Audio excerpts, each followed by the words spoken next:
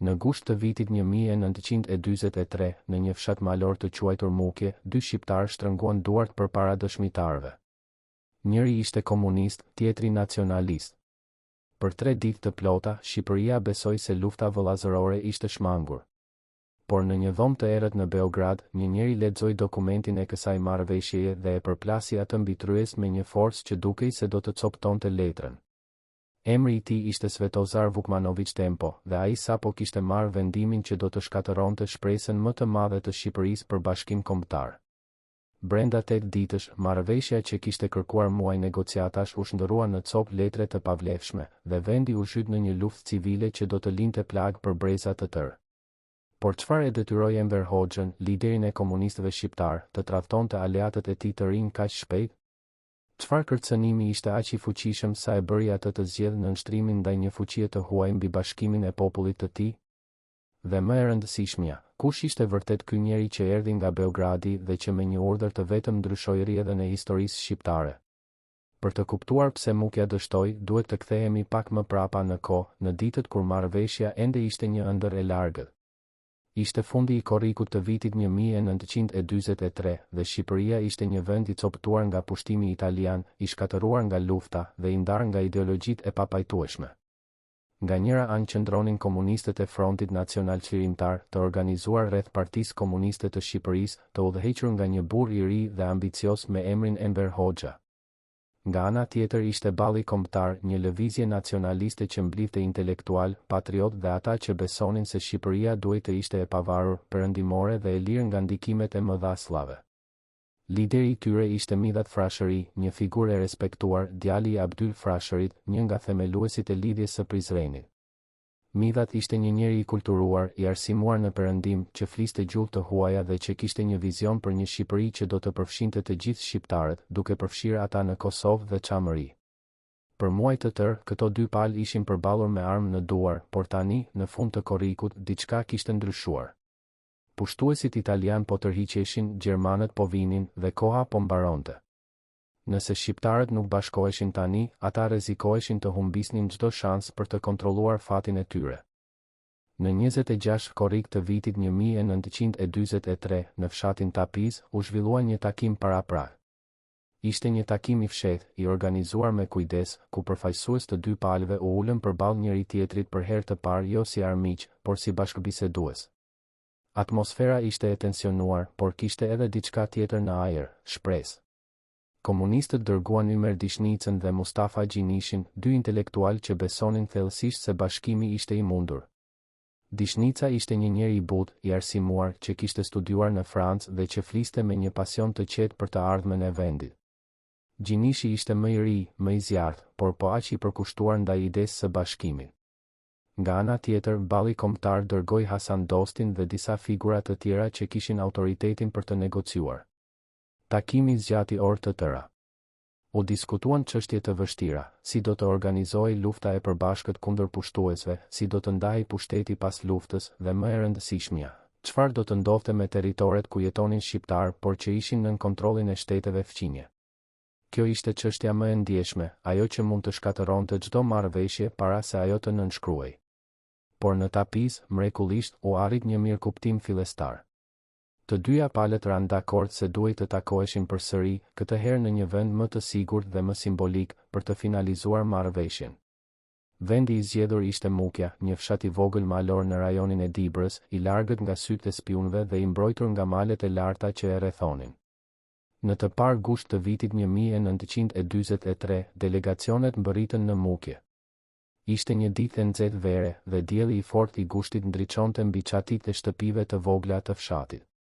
Banorët e Mukjes, njerëz të thjeshtë që jetonin nga bujësia dhe blegtoria, nuk e dinin ende se fshati i tyre po bëhej vendi ku do të shkruhej një nga faqet më dramatike të historisë shqiptare. Delegacionet u vendosën në shtëpinë e një familjeje vendase, një ndërtesë modeste me mure guri dhe 2 sheme druri që kërcëllinte nën hapat e burrave që hynin dhe dilnin. Brenda, ajri ishte i rënë nga tymi i duhanit dhe nga tensioni i negociatave që po fillonin. Ymer Dishnica dhe Mustafa Gjinishi përfaqësonin komunistët. Midhat Frashëri dhe Hasan Dosti përfaqësonin ballin kombëtar. Për 3 ditë me radhë, këta burra diskutuan, debatuan dhe përpiqen të gjenin një gjuhë të përbashkët. Çdo fjalë e shkruar në dokumentin që po hartoi ishte e rëndësishme, sepse çdo fjalë mund të interpretohej në mënyra të ndryshme nga forcat e mëdha që po vëzhgonin nga jashtë. Dhe këto forca ishin të shumta, britanikët që kishin oficer të special operations ekzekutive në teren dhe që mbështetnin ballin kombëtar, jugoslavët, që kishin emisar të Partisë Komuniste Jugoslave në Shqipëri dhe që kontrollonin furnizimin me armë për komunistët shqiptar, dhe më në fund, hija e largët e Moskës, që nëpërmjet Kominternit mbante një sy vigjilent mbi çdo lëvizje komuniste në Ballkan. Pika më e rëndësishme dhe më e diskutueshme e marrëveshjes ishte pika e dytë. Ajo thoshte se lufta do të zhvillohej për një Shqipëri etnike dhe separimi i vetëvendosjes do të aplikohej për Kosovën dhe Çamërinë. Për Midhat Frashërin, kjo ishte zemra e gjithë marrëveshjes. Pa këtë pikë, marrëveshja nuk kishte kuptim, sepse çfarë kuptimi kishte të luftoje për një Shqipëri të vogël dhe të coptuar, kur miliona shqiptar jetonin përtej kufive të saj? Por për Ymer Dishnicën dhe Mustafa Gjinishin, kjo pikë ishte një rrezik i madh. Ata e dinin se emisarët jugoslav që jetonin me ta, që hanin me ta, që flisnin me ta çdo ditë, nuk do ta pranonin kur një gjë të tillë. Jugoslavia e Titos kishte planet e saj për Ballkanin pas luftës dhe në ato plane, Kosova ishte një pjesë integrale e shtetit jugoslav. Çdo përpjekje për ta vënë në diskutim këtë çështje do të konsiderohej si tradhti. Megjithatë, Dishnica dhe Gjinishi vendosën të nënshkruanin.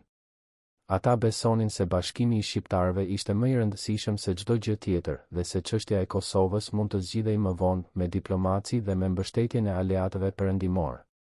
Në 3 gusht të vitit 1943, në orët e mbrëmjes, dokumenti u nënshkrua. Ymer Dishnica dhe Mustafa Gjinishi vunë nënshkrimet e tyre në emër të Frontit Nacional Qlirimtar. Midhat Frashëri dhe Hasan Dosti vunë nënshkrimet e tyre në emër të ballit kombëtar.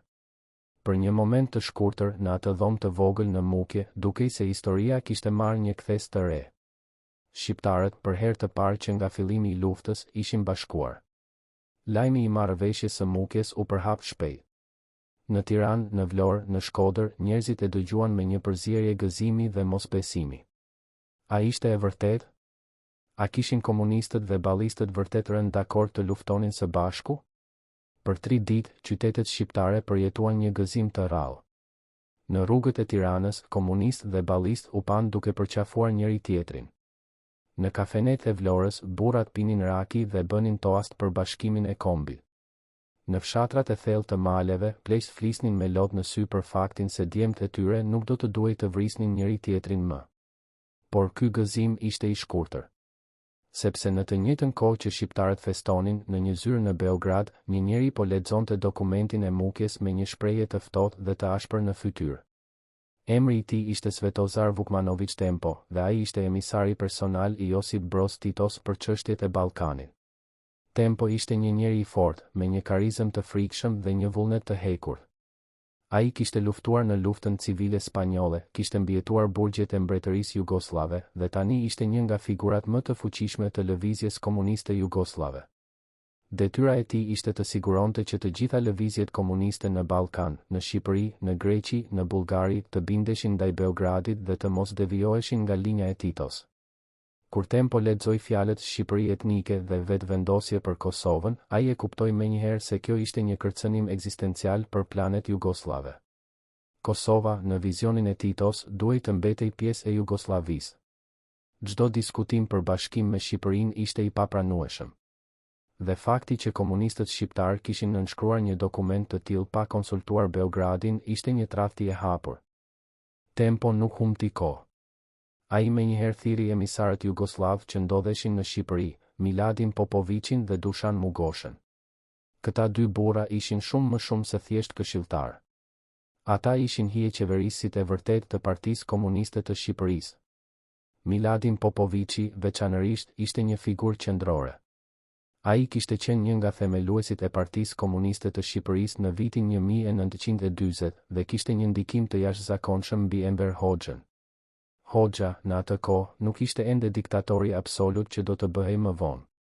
Ai ishte një lider i ri, i pasigurt, që varej thellësisht nga mbështetja jugoslave për armë, për trajnim dhe për legjitimitet politik.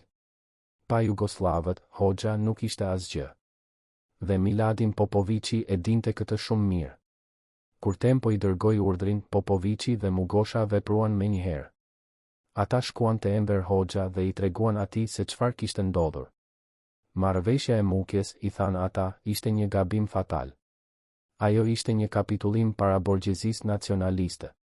Ajo ishte një tradhti ndaj linjës së Kominternit dhe e Partisë Komuniste Jugoslave. Dhe nëse Hoxha nuk e anulonte atë menjëherë, pasojat do të ishin katastrofike. Jugoslavia do të ndërprisnin të gjitha furnizimet me armë. Partia Komuniste e Shqipërisë do të izolohej nga lëvizja komuniste ndërkombëtare. Dhe Hoxha vetë do të shkarkohej nga posti i tij. Enver Hoxha u gjend përballë një zgjedhje të tmerrshme. Nga njëra anë, ai e dinte se Ymer Dishnica dhe Mustafa Gjinishi kishin vepruar me qëllime të mira. Ata kishin përpjekur të shmangnin luftën civile dhe të bashkonin shqiptarët kundër pushtuesit. Nga ana tjetër, ai e dinte se pa mbështetjen jugoslave, ai nuk kishte asnjë shans për të fituar luftën. Armët që komunistët shqiptar përdornin vinin nga Jugoslavia. Trajnimi që marrin vinte nga Jugoslavia. Madje edhe legitimiteti i tyre si lëvizje komuniste vinte nga njoja e Beogradit dhe e Moskës. Nëse ai refuzonte të bindeshin ndaj Tempos, ai do të humbiste gjithçka. Dhe kështu, në 8 gusht të vitit 1943, vetëm 5 ditë pas nënshkrimit të marrëveshjes, Enver Hoxha mori vendimin që do ta përcaktonte karrierën e tij dhe fatin e Shqipërisë për dekada të tëra. Ai shkroi një letër drejtuar Ymer Dishnicës. Letra ishte e ashpër, e ftohtë dhe e mbushur me akuza. Hoxha i tha Dishnicës se ai kishte rënë në kurthin e nacionalistëve, se ai kishte tradhtuar linjën e partisë dhe se marrëveshja e Mukjes ishte e papranueshme.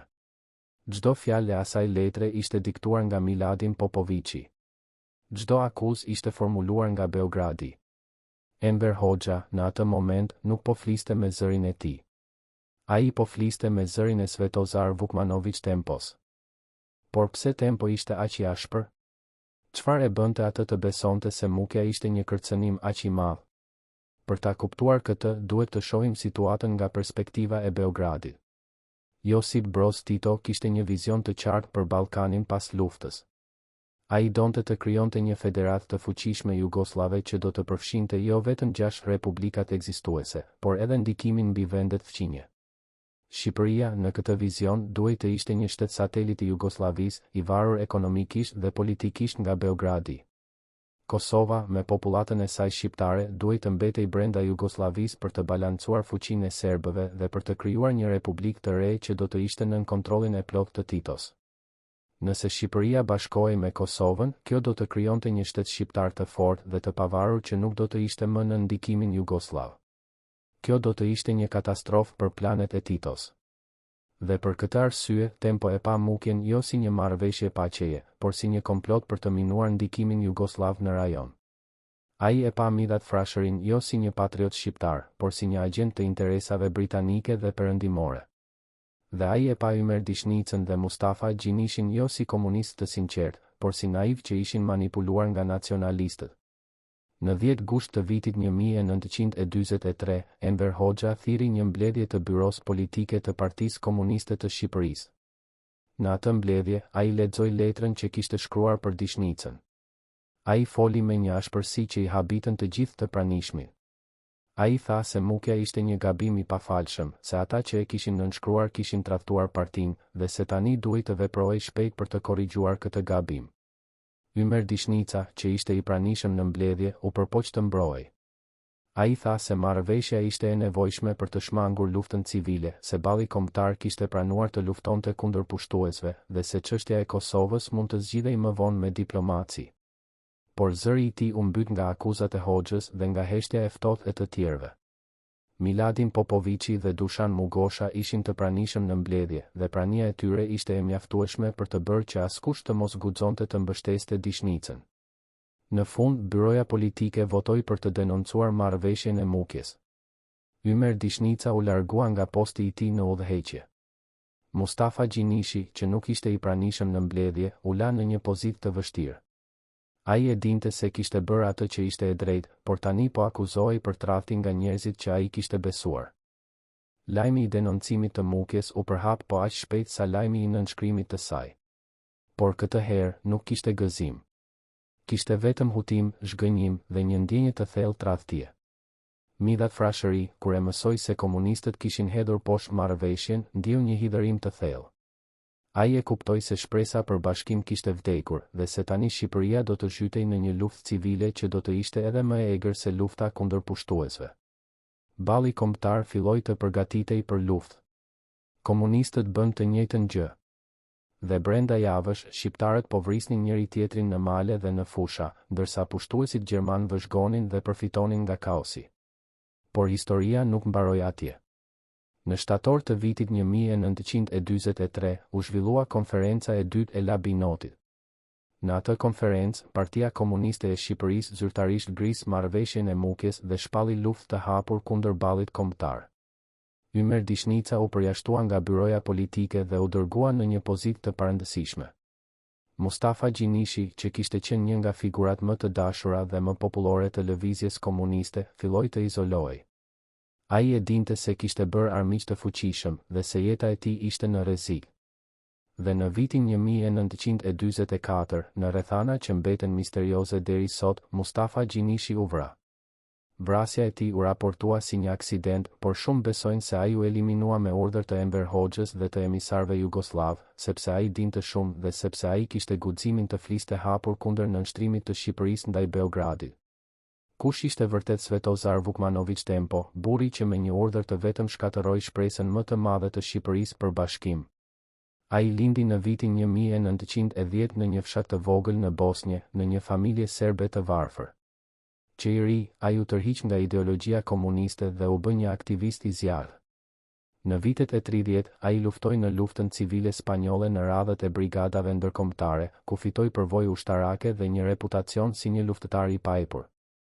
Kur lufta e dytë botërore filloi, Tempo u bë një nga figurat kryesore të lëvizjes partizane jugoslave. Tito e besonte atë plotësisht dhe i besoi detyra të rëndësishme, duke përfshirë koordinimin e lëvizjeve komuniste në Ballkan. Tempo ishte një njeri me një karizëm të frikshëm. Ai fliste me një autoritet që nuk lejonte kundërshtim. Ai ishte i ashpër, i pamëshirshëm dhe i bindur plotësisht se ai kishte të drejtë. Për të, çështja e Kosovës nuk ishte një çështje e negociueshme.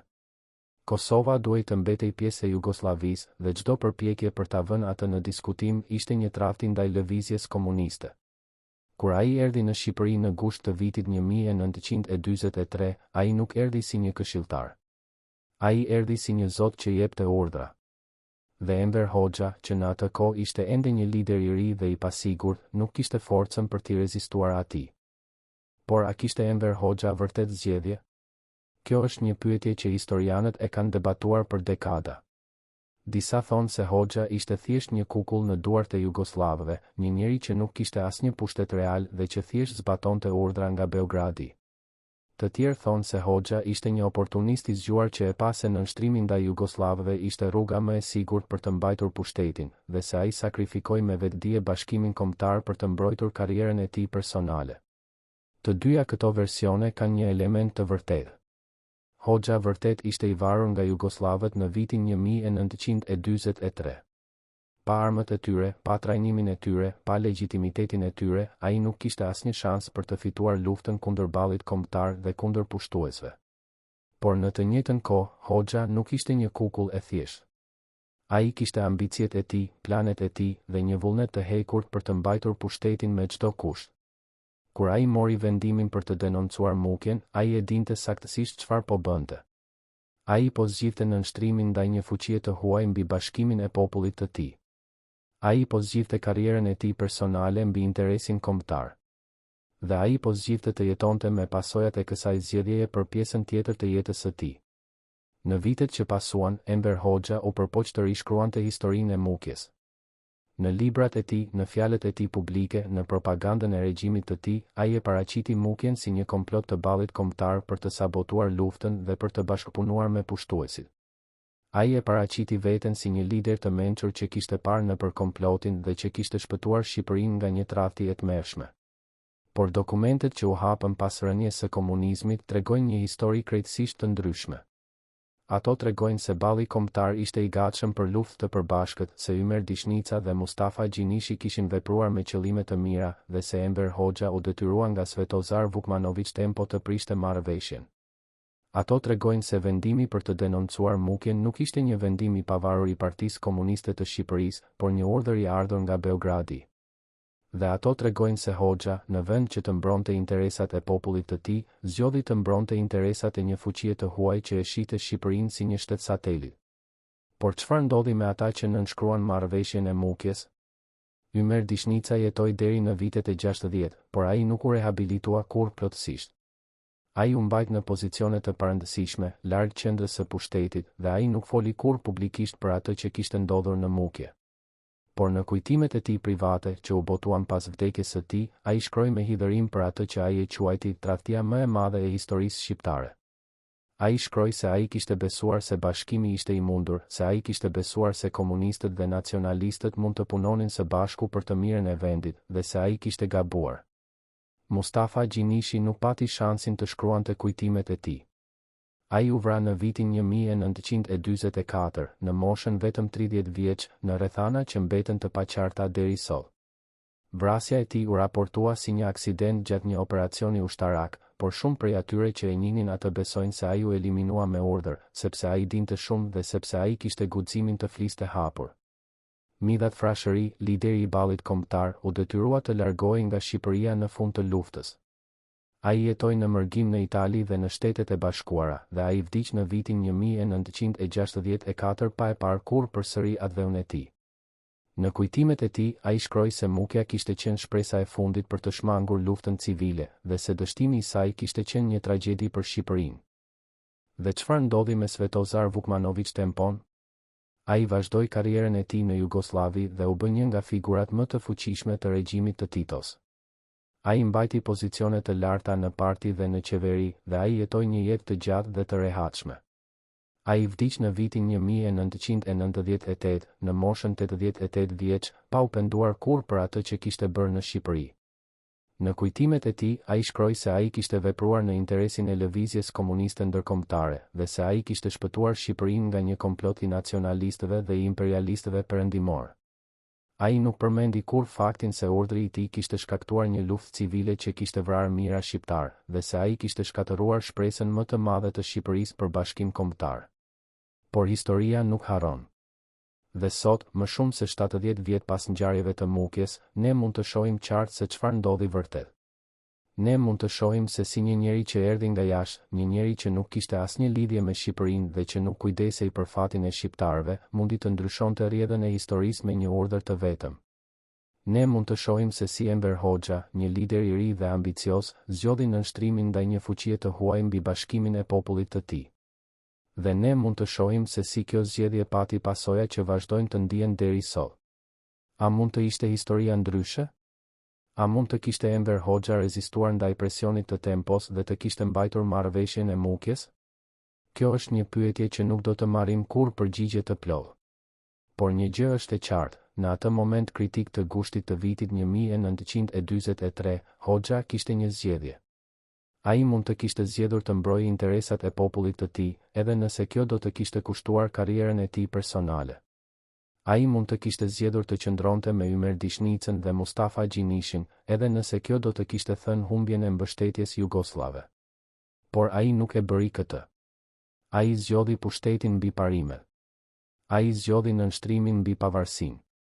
Dhe ai zgjodhi të jetonte me pasojat e kësaj zgjedhjeje për pjesën tjetër të jetës së tij.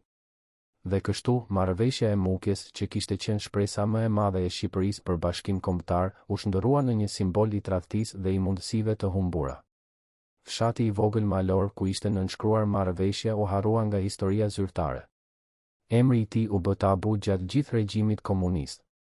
Dhe njerëzit që kishin besuar se bashkimi ishte i mundur u detyruan të heshtën ose të paguanin me jetën e tyre për guximin e tyre. Në 10 gusht të vitit 1943, në një shtëpi të vogël në periferi të Tiranës, një grua po priste burrin e saj të kthehej nga një mbledhje që ajo nuk e kuptonte plotësisht. Emri i saj ishte Nexhmije dhe burri i saj ishte Ymer Dishnica, njeriu që kishte nënshkruar marrëveshjen e mukjes vetëm 7 ditë më parë. Kur dishnica hyri në shtëpi atë mbrëmje, fytyra e tij ishte e bardhë si gëlqerja. Duart I dridheshin ndërsa mbyllte derën pas vetes.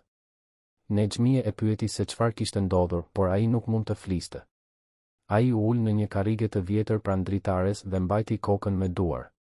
Pas një heshtjeje të gjatë, ai foli me një zë që mezi dëgjoi: "Më kanë akuzuar për tradhti. Enver më tha se kam shitur Partinë të Nacionalistët. Por unë nuk kam bërë asgjë tjetër përveç se të përpiqem të shpëtoj jetën e mirë a shqiptarëve." Nexhmie nuk e dinte ende se çfarë do të thoshte kjo për familjen e saj, por ajo e ndjeu në ajër, diçka kishte thyer përgjithmonë. Në atë moment, në atë dhomë të vogël, nuk ishte vetëm karriera e një burri që po shkatërrohej. Ishte shpresa e një kombi të tërë që po vdiste në heshtje. Për të kuptuar thellësinë e tragjedisë që po zhvillohej, duhet të hyjmë në botën e fshehtë të atyre që jetonin pranë Enver Hoxhës në ato ditë. Miladin Popoviçi dhe Dushan Mugosha nuk ishin thjesht këshilltar. Ata ishin prania e vazhdueshme, hija që nuk largohej kurrë. Çdo mëngjes, Popoviçi vinte në shtëpinë ku Hoxha jetonte dhe punonte. Ai hynte pa trokitur, sikur shtëpia të ishte e tij. Ai ulej në tryezën e Hoxhës dhe lexonte çdo dokument, çdo letër, çdo raport që vinte nga terreni. Ai vendoste se cilat lajme duhet I besohen dhe cilat jo.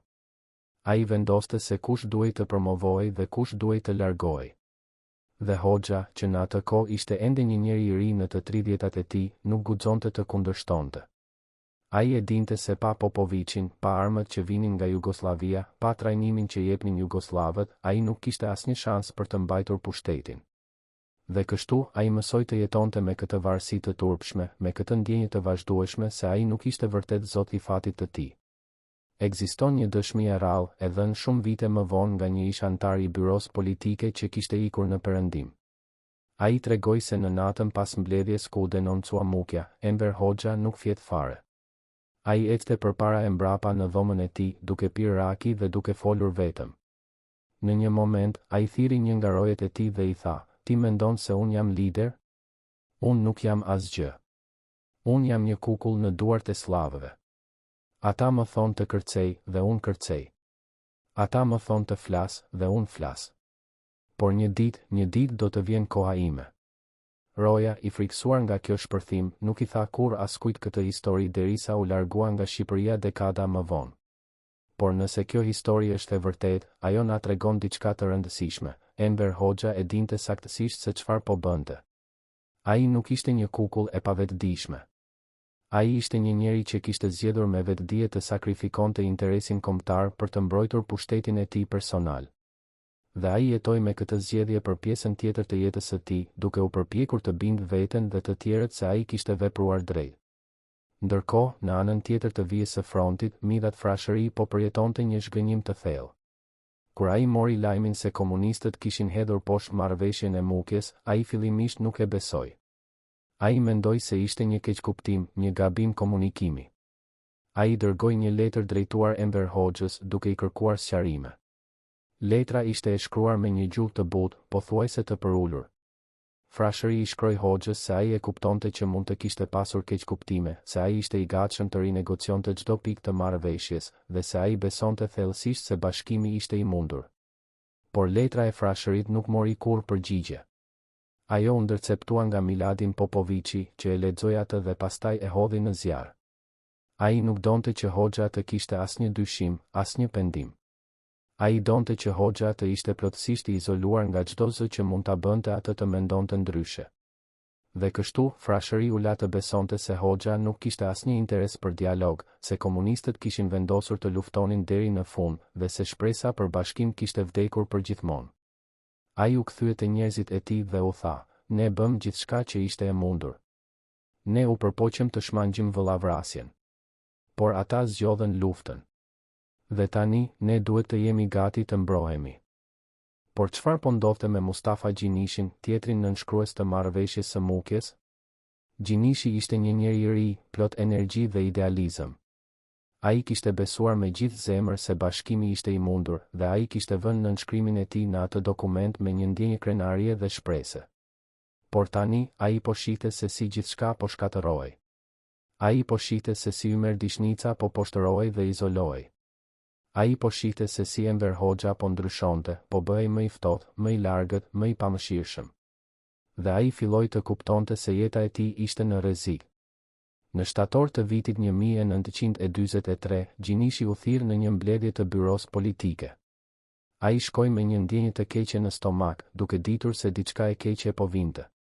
Në atë mbledhje, ai u akuzua për devijim nga linja e partisë. Ai u akuzua për të qenë shumë i butë me nacionalistët, për të mos pasur një qëndrim të qartë klasor. Ai u përpoq të mbrojë, por zëri i tij u mbyt nga akuzat e të tjerëve.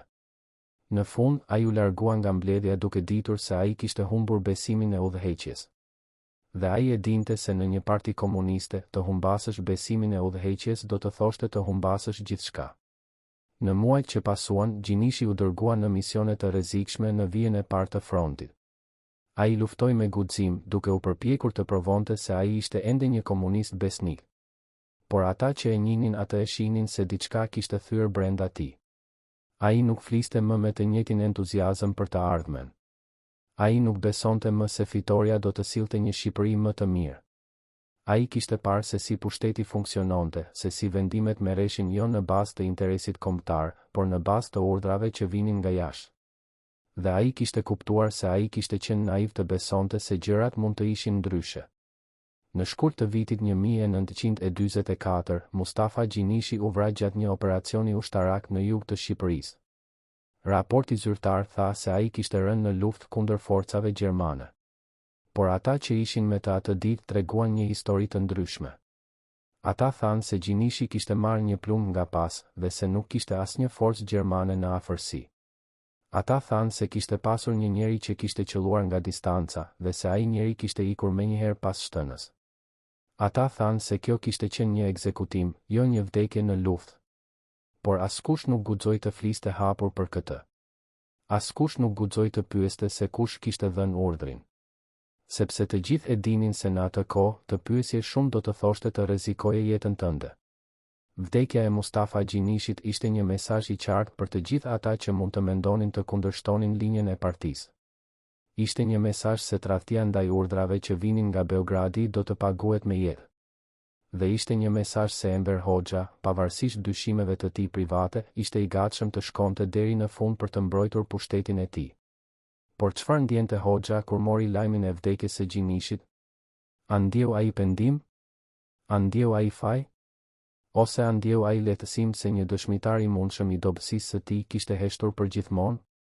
Ne nuk do ta dim kurrë me siguri. Por një gjë është e qartë, pas vdekjes së Gjinishit, Hoxha u bë edhe më i kujdesshëm, edhe më i dyshimt, edhe më i pamëshirshëm ndaj atyre që mund të dinin shumë. Ai filloi të ndërtonte një sistem ku besnikëria ndaj tij personalisht ishte më e rëndësishme se çdo gjë tjetër. Ai filloi të eliminonte sistematikisht të gjithë ata që kishin qenë dëshmitar të dobësisë së tij në vitet e para. Dhe ai filloi të shkruante një version të ri të historisë, një version ku ai ishte gjithmonë i fortë, gjithmonë i vendosur, gjithmonë i drejtë. Por le të kthehemi te Svetozar Vukmanović Tempo, burri që kishte nisur gjithë këtë zinxhir ngjarjesh. Çfarë po bënte ai në ato muaj pas mukjes? Tempo nuk qëndroi gjatë në Shqipëri. Ai kishte detyra të tjera në Ballkan, misione të tjera për të koordinuar. Por ai mbajti një sy të kujdesshëm mbi zhvillimet në Shqipëri. Ai merrte raporte të rregullta nga Miladin Popoviçi dhe Dushan Mugosha. Ai lexonte çdo dokument të rëndësishëm që prodhoi nga Partia Komuniste e Shqipërisë. Dhe ai ishte i kënaqur me atë që shihte. Enver Hoxha po provonte se ai ishte një nxënës i mirë. Ai po zbatonte urdhrat pa pyetur. Ai po eliminonte kundërshtarët e tij me efikasitet. Dhe ai po ndërtonte një parti që do të ishte plotësisht e varur nga Jugosllavia për vite të tëra. Për Tempon, kjo ishte saktësisht ajo që ai kishte dashur. Ai nuk kishte asnjë simpati për shqiptarët. Ai nuk kishte asnjë interes për fatin e tyre. Ai kishte vetëm një qëllim, të siguronte se Shqipëria do të ishte një shtet satelit i Jugosllavisë pas luftës dhe se Kosova do të mbetej përgjithmonë pjesë e Jugosllavisë. Dhe ai po arrinte këtë qëllim me një efikasitet të ftohtë dhe të pamëshirshëm. Por kishte një gjë që Tempo nuk e kishte parashikuar. Ai nuk e kishte parashikuar se Enver Hoxha, burri që ai kishte trajtuar si një kukull, do të mësonte nga ai. Hoxha po mësonte se si të manipulonte, se si të eliminonte kundërshtarët, se si të mbante pushtetin me çdo kusht. Dhe ai po mësonte se si të luante lojën e gjeopolitikës, se si të përdorte fuqitë e mëdha kundër njëra tjetrës, se si të mbetej në pushtet duke u bërë i domosdoshëm për të gjithë dhe i varur nga askush. Këto mësime do t'i shërbenin Hoxhës mirë në vitet që do të vinin. Në vitin 1948, kur Tito u ndau nga Stalini, Hoxha do të zgjidhte anën e Stalinit dhe do të shkëpuste marrëdhëniet me Jugosllavinë.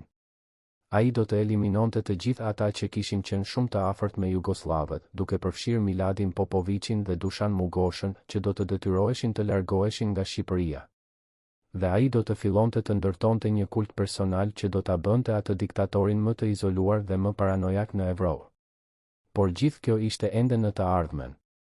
Në vjeshtën e vitit 1943, Hoxha ishte ende një kukull në duart e Jugoslavëve, një njeri që po mësonte se si të mbjetonte në një botë ku pushteti ishte gjithçka dhe parimet nuk kishin asnjë vlerë. Ndërkohë, lufta civile që kishte filluar pas prishjes së Mukjes po bëhej gjithnjë më e egër. Shqiptar po vrisnin shqiptar në male dhe në fusha, ndërsa pushtuesit gjerman vëzhgonin dhe përfitonin nga kaosi. Fshatrat po digjeshin. Familjet po coptoheshin. Vëllezër po luftonin kundër vëllezërve. Dhe gjithë kjo për çfarë? Për një marrëveshje që kishte zgjatur vetëm 3 ditë. Për një shpresë që kishte vdekur para se të kishte pasur shansin të jetonte. Për një vizion të një Shqipërie të bashkuar që kishte qenë shkatëruar nga interesat e fuqive të mëdha. Njerëzit e thjesht, ata që jetonin në fshatrat e thellë të maleve, nuk e kuptonin pse po ndodhte kjo. Ata nuk e kuptonin pse komunistët dhe ballistët, që kishin qenë gati të bashkoheshin vetëm disa javë më parë, tani po vrisnin njëri tjetrin me një urrëtie që dukej se nuk kishte fund. Ata nuk e dinin për Svetozar Vukmanović Tempon. Ata nuk e dinin për Miladin Popovicin dhe Dušan Mugoshën. Ata nuk e dinin për presionin që ishte bërë Enver Hoxhës. Ata shihnin vetëm vdekjen, shkatërimin dhe dhimbjen e pafund që po sillte kjo luftë. Dhe çfarë po ndodhte me familjet e atyre që kishin nënshkruar marrëveshjen e Mukjes? Nexhmi e Dishnica, gruaja e Ymer Dishnicës, po jetonte në një frikë të vazhdueshme. Çdo trokitje në derë e bënte atë të dridhej. Çdo vizitë e papritur e bënte atë të mendonte se kishin ardhur të arrestonin burrin e saj. Fëmijët e saj po rriteshin në një atmosferë ku emri i babait të tyre ishte bërë një barr, një turp, një gjë që duhej fshehur. Ata mësonin të mos flasin për Mukjen, të mos pyesnin për atë që kishte ndodhur, të jetonin me një heshtje të rëndë që po i mbyste ngadalë. Dhe Ymer Dishnica vet po shndërrohej në një hije e njeriut që kishte qenë dikur. Ai nuk fliste më në mbledhjet e partisë. Ai nuk shprehte më opinionet e tij. Ai kishte mësuar se në një parti komuniste, të mbjetosh do të thoshte të heshtësh, të bindeshe dhe të mos kujtoje kurrë se dikur ti kishe besuar se gjërat mund të ishin ndryshe. Ekziston një letër e rrallë e shkruar nga Ymer Dishnica drejtuar një miku të tij të vjetër në vitet e 50, që u zbulua në arkivat e hapura pas rënies së komunizmit. Në atë letër Dishnica shkroi: "Unë nuk pendohem për atë që bëra në Mukje. Unë besoj ende se ne bëm atë që ishte e drejtë. Ne u përpoqëm të shpëtojmë jetën e mira shqiptarëve. Ne u përpoqëm të shmangjim luftën civile. Por ne nuk e kuptuam se ne nuk po luftonim vetëm kundër nacionalistëve. Ne po luftonim kundër forcave shumë më të mëdha se ne, forca që kishin planet e tyre për Ballkanin dhe që nuk do të lejonin kurrë që Shqipëria të ishte vërtet e pavarur. Unë jetoj tani me dijen se unë bëra atë që ishte e drejtë, por se bota nuk shpërblen gjithmonë atë që është e drejtë. Ndonjëherë bota shpërblen vetëm atë që është e fortë." Kjo letër është një dëshmi e dhimbshme e asaj që ndjente Dishnica në thellësi të shpirtit të tij. Ai e dinte se ai kishte qenë në anën e drejtë të historisë, por ai e dinte gjithashtu se historia shkruhet nga fituesit dhe se ai kishte humbur. Por le të pyesim veten, çfarë do të kishte ndodhur nëse Enver Hoxha kishte pasur guximin të rezistonte ndaj presionit të Svetozar Vukmanović Tempos? Çfarë do të kishte ndodhur nëse ai kishte zgjedhur të mbante marrëveshjen e Mukjes, edhe nëse kjo do të kishte thënë humbjen e mbështetjes jugoslave? A do të kishte Shqipëria pasur një fat të ndryshëm? A do të kishte shmangur luftën civile që vrau mijëra njerëz? A do të kishte ndërtuar një demokraci të vërtet pas luftës, në vend që të binte në një nga diktaturat më të egra të Evropës? Këto janë pyetje që nuk do të marrin kurrë përgjigje të plota. Por një gjë është e qartë, në atë moment kritik të gushtit të vitit 1943, Shqipëria kishte një shans për një të ardhme të ndryshme. Dhe ajo shans u shkatërua jo nga armiqtë e Shqipërisë, por nga ata që pretendonin se po e mbronin atë. U shkatërua nga një njeri që erdhi nga jashtë dhe që nuk kishte asnjë lidhje me Shqipërinë. Dhe u shkatërua nga një lider shqiptar që zgjodhi pushtetin personal mbi interesin kombëtar. Sot, më shumë se 70 vjet pas ngjarjeve të Mukjes, ne mund të shohim qartë pasojat e asaj zgjedhjeje. Ne mund të shohim se si Shqipëria u zhyt në një diktaturë që zgjati 50 vjet. Ne mund të shohim se si Kosova mbeti nën sundimin jugoslav për dekada, duke përjetuar diskriminim, shtypje dhe në fund një luftë të tmerrshme në vitet e 90. Ne mund të shohim se si Çamëria u pastrua etnike nga grekët dhe se si shqiptarët e Çamërisë nuk u kthyen kurrë në shtëpitë e tyre. Dhe ne mund të shohim se si gjithë këto tragjedi mund të ishin shmangur nëse, në atë moment kritik të gushtit të vitit 1943, një njeri kishte pasur guximin të thoshte jo, ndaj një fuqie të huaj që po përpiqej të kontrollonte fatin e Shqipërisë. Por ai guxim nuk u gjet. Dhe Shqipëria pagoi çmimin për këtë mungesë guximi për breza të tërë. Në arkivat e Shërbimit Sekret Jugoslav, të hapura vetëm në vitin 2008, ekziston një dosje me kodin Operacioni Mukje, faza finale. Brenda saj gjenden 18 faqe që dokumentojnë çdo lëvizje të Enver Hoxhës nga data 5 deri në datën 10 gusht të vitit 1943. Çdo takim, çdo bisedë, çdo dyshim. Por më e çuditshme është kjo, në datën 9 gusht, 5 faqe janë hequr me kujdes nga dosja. Vetëm gjurmët e kapseve të letrës mbeten. Kush I hoqi ato faqe? Çfarë shkruanin ato që ishte aq e rrezikshme sa duhej të fshihej edhe 50 vjet më vonë? Dhe më e rëndësishmja, çfarë dinte Enver Hoxha që ne nuk e dim ende? Në ato 5 faqe të zhdukura mund të qëndrojë çelësi I gjithë misterit. Sepse nëse Hoxha thjesht po bindeshin ndaj urdhrave, pse duhej të fshiheshin provat? Dhe nëse ai po vepronte me vullnetin e tij, pse jugoslavët ruanin çdo detaj të lëvizjeve të tij si një dosje mbi një të dyshuar? Për të kuptuar se çfarë po ndodhte vërtet në ato ditë, duhet të shohim jo vetëm dokumentet zyrtare, por edhe trupat e atyre që jetonin nën presionin e tmerrshëm të asaj kohe. Enver Hoxha, në gusht të vitit 1943, ishte një burr 35 vjeç. Por ata që e pan atë në ato ditë thonë se ai dukej 10 vjet më I vjetër. Flokët e tij kishin filluar të thinjen në tëmthet. Nën sytë e tij kishin shfaqur rrath të errëta që nuk largoheshin as kur ai flinte.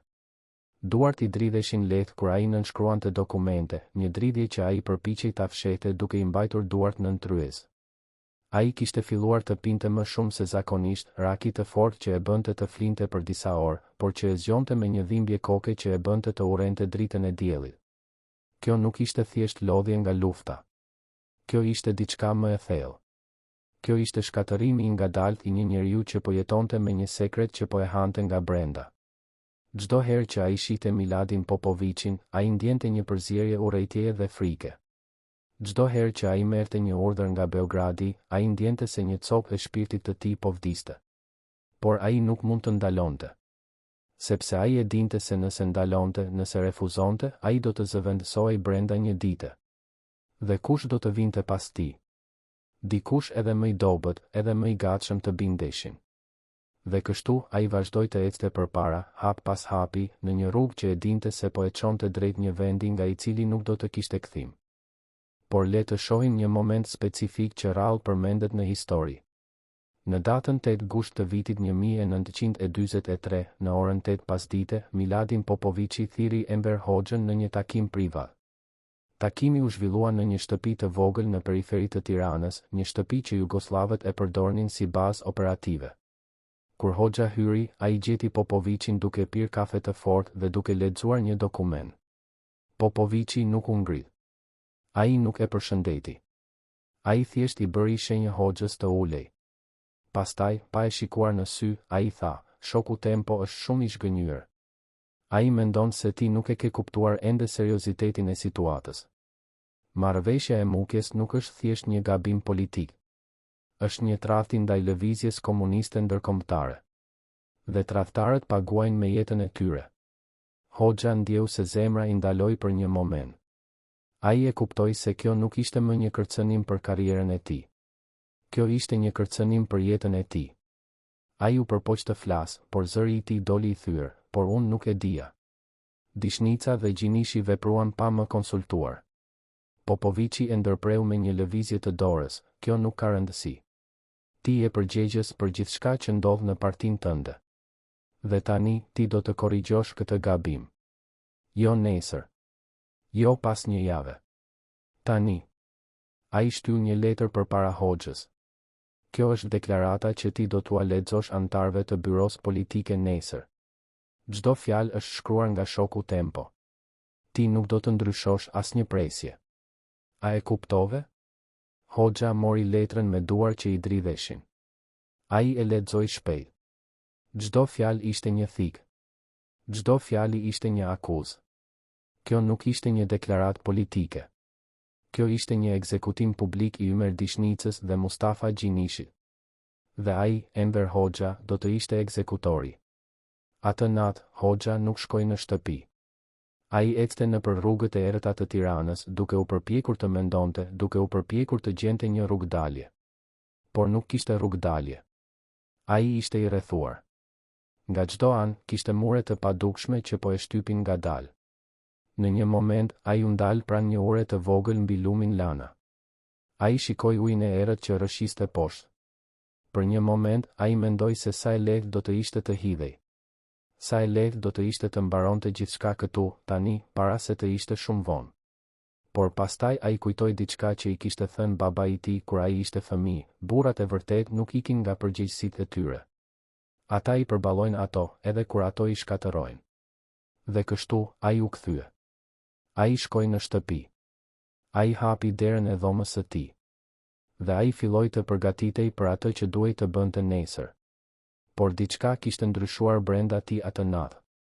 Diçka kishte vdekur. Dhe diçka tjetër, diçka e errët dhe e ftohtë, kishte filluar të rritet në vendin e saj. Në datën 9 gusht të vitit 1943, në orën 10 paradite, u zhvillua mbledhja e byros politike që do të vendoste fatin e Mukjes. Dhoma ishte e vogël dhe e mbushur me tym duhani. Antarët e byros politike ishin ulur rreth një tavolina të vjetër druri. Ymer Dishnica ishte i pranishëm, por ai ishte ulur në një cep, larg të tjerëve, sikur ai të ishte tashmë i izoluar. Mustafa Gjinishi nuk ishte thirrur. Miladin Popoviqi dhe Dushan Mugosha ishin ulur në fund të dhomës, duke vëzhguar në heshtje. Enver Hoxha hyri i fundit. Ai mbante në dorë letrën që Popoviqi i kishte dhënë. Fytyra e tij ishte e bardhë, por zëri i tij ishte i qëndrueshëm kur ai filloi të flasë. Ai lexoi deklaratën fjalë për fjalë, pa e shikuar askënd në sy. Ai akuzoi Dishnicën dhe Gjinishin për devijim nga linja e partisë. Ai akuzoi ata për të rënë në kurthin e nacionalistëve. Ai tha se marrëveshja e Mukjes ishte një kapitullim para borgjezisë dhe një tradhti ndaj lëvizjes komuniste ndërkombëtare. Dhe ai tha se partia duhej të vepronte menjëherë për të korrigjuar këtë gabim fatal. Kur ai mbaroi, dhoma ishte e heshtur. Askush nuk guxoi të flasë. Askush nuk guxoi të shikonte Dishnicën. Pastaj, Popoviqi u ngrit dhe tha me një zë të ftohtë, byroja politike duhet të votojë. Kush është pro denoncimit të marrëveshjes së Mukjes? Të gjithë ngritën duart. Të gjithë përveç Dishnicës. Ai mbeti ulur, me kokën ulur, duke shikuar duart e tij. Dhe në atë moment, ai e kuptoi se gjithçka kishte mbaruar. Por çfarë po ndodhte me midhat frashërin në të njëjtën kohë? Ai ishte në jug të Shqipërisë, duke u përpjekur të organizonte forcat e ballit kombëtar për atë që ai e dinte se po vinte, lufta civile. Kur ai mori lajmin e denoncimit të Mukjes, ai thiri një mbledhje të udhëheqjes së ballit. Ai u tha atyre se shpresa për bashkim kishte vdekur dhe se tani ata duhej të përgatiteshin për luftë. Por ai tha gjithashtu diçka që i habitën të gjithë, ne nuk po luftojmë vetëm kundër komunistëve shqiptar. Ne po luftojmë kundër Jugosllavisë së Titos. Sepse komunistët shqiptar janë vetëm kukulla. Ata nuk vendosin asgjë. Çdo urdhër vjen nga Beogradi. Dhe Beogradi ka një qëllim të qartë, të kontrollojë Shqipërinë dhe të mbajë Kosovën përgjithmonë nën sundimin jugoslav. Kjo ishte hera e parë që dikush e kishte thënë kaq qartë. Dhe kjo ishte e vërteta që Enver Hoxha nuk donte që askush ta dinte. Sepse nëse njerëzit e kuptonin se ai nuk ishte vërtet I pavarur, nëse ata e kuptonin se ai ishte thjesht një zë që përsëriste urdhra nga jashtë, atëherë ai do të humbiste çdo legjitimitet. Dhe kështu, Hoxha filloi një fushat për të shpifur Frashërin. Ai e quajti atë agent të britanikëve. Ai e quajti atë fashist. Ai e quajti atë tradhtar të kombit. Por Frashëri e dinte të vërtetën. Dhe ai vazhdoi ta thoshte atë, edhe kur e dinte se kjo po e bënte një shënjestër. Në muajt që pasuan, lufta civile u intensifikua. Komunistët, të armatosur dhe të trajnuar nga jugoslavët, filluan të fitonin terren. Balli kombëtar, I izoluar dhe pa mbështetje të jashtme serioze, filloi të tërhiqej. Fshatrat që kishin mbështetur ballin u djegën. Familjet u shpërndan. Burrat u vran ose u detyruan të iknin në male. Dhe gjithë kjo ndodhi ndërsa pushtuesit gjerman po tërhiqeshin nga Shqipëria, duke lënë pas një vend të shkatëruar dhe të ndarë. Por ka një detaj që rrallë përmendet, në tetor të vitit 1943, një grup oficerësh britanik të special operations exekutive u takuan me Midhat Frashërin dhe I ofruan atij mbështetje ushtarake nëse ai pranonte të bashkëpunonte me ta. Frashëri ishte I dyshim. Ai e dinte se britanikët kishin interesat e tyre dhe se ata nuk po vepronin nga dashuria për Shqipërinë. Por ai gjithashtu e dinte se pa mbështetje të jashtme, balli kombëtar nuk kishte asnjë shans. Dhe kështu, ai filloi të negocionte. Por këto negociata u zbuluan nga spionët jugoslav që kishin infiltruar ballin.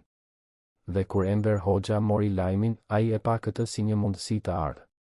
Ai filloi të përhapte zëra se Frashëri po bashkëpunonte me pushtuesit, se ai po tradhtonte kombin, se ai po shiste Shqipërinë te imperialistët perëndimor.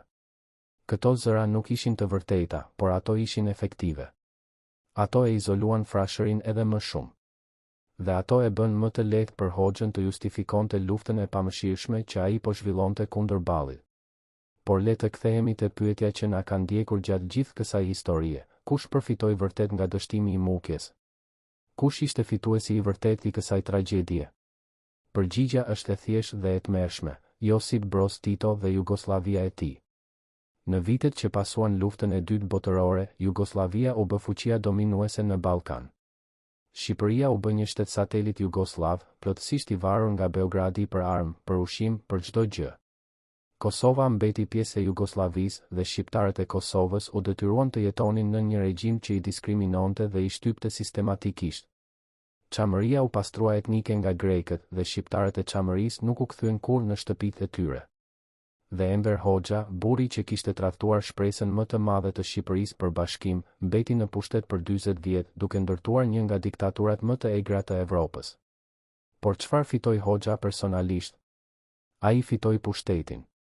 Ai fitoi mundësinë të jetonte në pallate ndërsa populli I tij vdiste nga uria. Ai fitoi mundësinë të eliminonte çdo kundërshtar, çdo kritik, çdo zë që guxonte të fliste kundër tij. Por ai humbi diçka shumë më të rëndësishme: ai humbi shpirtin e tij. Ai u bë një njeri I tmerruar nga hijet e tij. Ai u bë një njeri që nuk besonte askënd, as gruan e tij, as fëmijët e tij, as miqt më të afërt. Ai jetoi në një burg të padukshëm, një burg që ai vetë e kishte ndërtuar dhe nga I cili ai nuk mund të ikte kurrë. Ekziston një dëshmi e rrallë nga një ishroje e Enver Hoxhës që u largua nga Shqipëria në vitet e 80. Ai tregoi se në vitet e fundit të jetës së tij, Hoxha shpesh zgjohej në mes të natës duke bërtitur. Ai bërtiste emra: Ymer, Mustafa, Midhat. Ai bërtiste fjalë që nuk kishin kuptim. Dhe pastaj ai ulej në krevat me djersë të ftohtë duke I rënë nga balli dhe thoshte me një zë të thyer: ata nuk më lën të fle. Ata vinë çdo natë. Ata më pyesin pse e bëra. Dhe unë nuk kam përgjigje. Roja tha se ai nuk e kuptoi kurrë plotësisht se për çfarë po fliste Hoxha. Por tani, duke ditur historinë e Mukjes, ne e kuptojmë. Hoxha po jetonte me fantazmat e atyre që ai kishte tradhtuar. Ai po jetonte me fajin e një zgjedhjeje që ai e dinte se kishte qenë e gabuar. Dhe ai po paguan çmimin e kësaj zgjedhjeje çdo natë në errësirën e dhomës së tij, kur askush nuk mund ta shihte dhe kur ai nuk mund të fshihej më pas maskës së diktatorit të fuqishëm. Por historia nuk mbaroi me vdekjen e Enver Hoxhës në vitin 1985. Pasojat e Mukjes vazhduan të ndihen për dekada. Në vitet e 90, Kosova shpërtheu në luftë. Mijëra shqiptar u vranë. Qindra mijëra u detyruan të iknin nga shtëpitë e tyre. Dhe gjithë kjo ndodhi sepse çështja e Kosovës nuk ishte zgjidhur kurrë. Ajo ishte shtyrë, fshehur, injoruar. Por ajo nuk kishte vdekur kurrë. Dhe kur ajo shpërtheu me një dhunë që tronditi gjithë Evropën.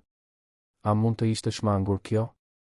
A mund të ishte Kosova bashkuar me Shqipërinë në vitin 1943, nëse Mukja nuk do të kishte dështuar? Ne nuk do ta dim kurrë me siguri. Por një gjë është e qartë, mundësia ekzistonte.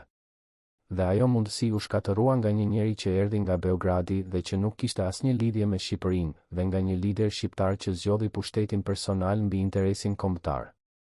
Dhe çmimi i kësaj zgjedhjeje u pagua nga breza të tërë shqiptarësh që jetuan dhe vdiqën pa e parë kurrë ëndrrën e një Shqipërie të bashkuar.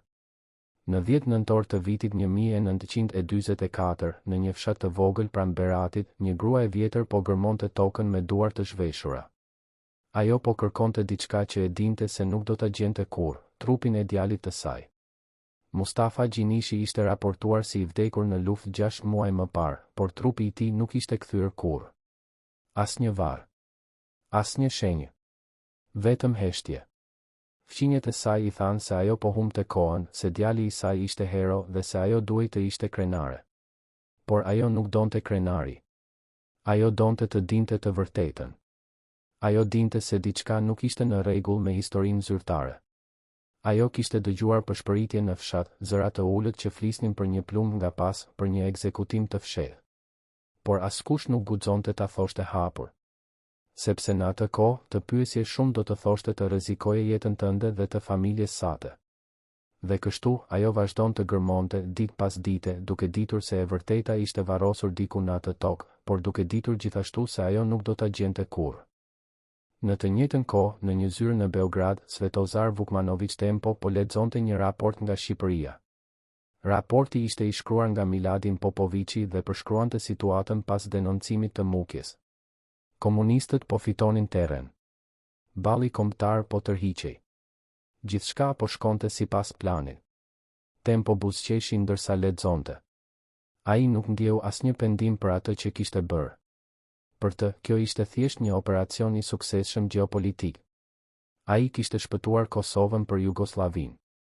Ai kishte siguruar se Shqipëria do të mbetej një shtet satelit. Ai kishte provuar se ai ishte një shërbëtor besnik i Titos dhe i lëvizjes komuniste ndërkombëtare. Por a mendoi ai ndonjëherë për nënën që po gërmonte tokën duke kërkuar djalin e saj? A mendoi ai për mijëra shqiptarë që po vrisnin njëri tjetrin në një luftë civile që ai kishte ndihmuar ta nisë? A mendoi ai për fëmijët që po rriteshin pa baballar, për gratë që po mbeteshin vejusha, për fshatrat që po digjeshin? Sigurisht që jo. Sepse për Tempon, shqiptarët nuk ishin njerëz. Ata ishin thjesht piona në një lojë të madhe shahu, figura që mund të sakrifikoheshin për të arritur një qëllim më të madh. Dhe ai e luajti atë lojë me një aftësi të ftohtë dhe të pamëshirshme që do ta bënte atë një nga figurat më të fuqishme të Jugosllavisë së pasluftës. Miladin Popoviçi dhe Dušan Mugosha vazhduan të jetonin në Shqipëri deri në vitin 1948, kur Tito u ndau nga Stalini. Në atë moment, Enver Hoxha bëri një zgjedhje që i habitën të gjithë. Ai zgjodhi anën e Stalinit dhe shkëputi marrëdhëniet me Jugosllavinë. Popoviçi dhe Mugosha u detyruan të largoheshin nga Shqipëria brenda 24 orëve. Kur ata u nisën, Hoxha nuk doli ta përshëndes. Ai dërgoi një mesazh të shkurtër: "Faleminderit për shërbimet tuaja. Tani Shqipëria do të ecë me këmbët e saj." Por a ishte kjo e vërtetë? A ishte Shqipëria vërtet e pavarur tani? Apo kishte ajo thjesht ndëruar një zot për një tjetër? Sepse tani, në vend që të bindeshin ndaj Beogradit, Hoxha po bindeshin ndaj Moskës. Dhe më vonë, kur ai u ndau edhe nga Moska, ai u bë i varur nga Kina. Ai nuk mësoi kurrë të jetonte pa një zot të madh që ta mbështeste. Ai nuk mësoi kurrë se çfarë do të thoshte të ishe vërtet i pavarur. Sepse ai e dinte se pavarësia e vërtet kërkon guxim dhe ai e kishte humbur atë guxim në gusht të vitit 1943, kur ai zgjodhi të bindeshin ndaj Svetozar Vukmanović Tempos. Ekziston një dokument i rrallë që hedh dritë mbi atë që Hoxha vërtet mendonte në ato ditë. Në shkurt të vitit 1945, ai shkroi një letër private drejtuar Josip Broz Titos. Letra nuk u botua kur gjatë jetës së tij, por ajo u zbulua në arkivat jugoslave pas shpërbërjes së Jugosllavisë. Në atë letër, Hoxha i shkroi Titos, shoku im i dashur, unë dua t'ju falenderoj për gjithçka që keni bërë për ne. Pa mbështetjen tuaj, ne nuk do të kishim fituar kurrë. Unë e di se ka pasur momente kur unë kam dyshuar, kur unë kam pasur frikë se po bëja gabimin. Por ju më keni treguar rrugën e drejtë. Ju më keni mësuar se revolucioni kërkon sakrificë, se ai kërkon vendosmëri, se ai kërkon guximin për të bërë gjëra që të tjerët mund t'i quajnë të pamëshirshme. Unë jam mirënjohës për mësimet tuaja, dhe unë premtoj se Shqipëria do të jetë gjithmonë një mik besnik i Jugosllavisë. Kjo letër është tronditëse në sinqeritetin e saj. Ajo tregon se Hoxha, në atë moment, vërtet besonte se ai kishte bërë gjën e drejtë. Ai vërtet besonte se ai kishte shpëtuar Shqipërinë duke u bindur ndaj Titos. Por ajo gjithashtu tregon se ai kishte pasur dyshime, se ai kishte pasur frikë, se ai kishte ditur se ai po bënte diçka që të tjerët mund ta quanin të gabuar. Familjet e atyre që kishin nënshkruar mukjen paguan një çmim të tmerrshëm. Fëmijët e Ymer Dishnicës u rritën nën hijen e një babai që ishte akuzuar për tradhti. Ata mësuan të mos flasin për të kaluarën, të mos pyesnin pyetje, të jetonin me një turp që nuk ishte i tyre. Gruaja e Mustafa Gjinishit nuk mësoi kurrë të vërtetën për atë që i kishte ndodhur burrit të saj. Ajo vdiq duke besuar historinë zyrtare, por duke ditur në thellësi të zemrës së saj se diçka nuk ishte në rregull. Dhe pasardhësit e midhat frashërit jetuan në mërgim për dekada, duke mbajtur gjallë kujtimin e një burri që kishte luftuar për një Shqipëri të bashkuar, por që kishte vdekur pa e parë kurrë atë ëndër të realizojë. Ndërsa ata që përfituan nga dështimi i mukjes jetuan jetë të gjata dhe të rehatshme.